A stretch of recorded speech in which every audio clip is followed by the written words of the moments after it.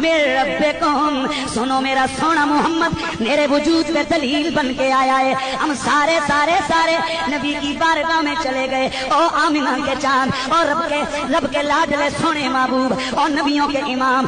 सवाल हमारा ये है अल्लाह है कि नहीं? फरमाया अल्लाह है।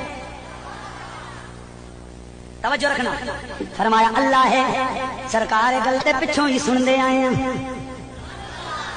इसको समझना है हुजूर, ये बातें तो पिछलों से भी सुनी है, सब ने हाँ हाँ कहा। फरमाया फिर बात कहाँ खत्म हुई? हुजूर जिससे हमने पूछा रब को देखा है वो अगले का पता देता रहा। बात जिब्रील पे आके रुक गई है। आका, मेरे आका से पूछा गया या रसूल अल्लाह, आका क्या है? फरमाया बिल्कुल है। क्या देखा है?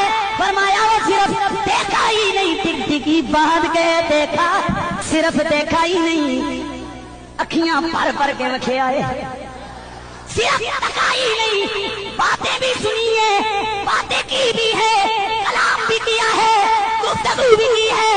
आंखों से देख के कहता हूँ अल्लाह मौजूद है, अल्लाह है।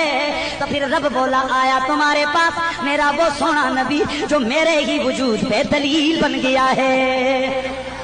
तो फिर हम क्यों ना कहें कि जैसे मेरे सरकार हैं, कहिए जैसे मेरे सरकार।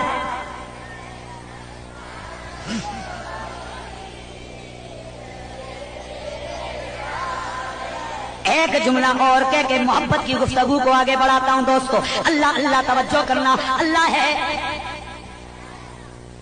अल्लाह बड़ा प्यार करता है, बंदे से बड़ा प्यार करता है। कितना प्यार मेरा अल्लाह बंदे से करता है। मेरे नबी ने फरमाया 70 माओं का प्यार एक तरफ। एक सोनी सी हदीस प्यार भरी रिवायत सुन लो।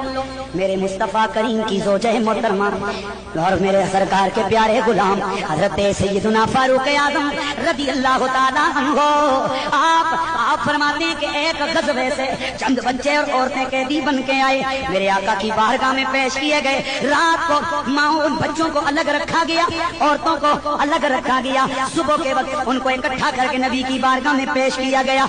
जैसे ही सरकार की बारगाह में उन बच्चों और औरतों को पेश किया गया, उन बच्चों में एक बच्चा ऐसा है कि जिसकी माँ उन कैदियों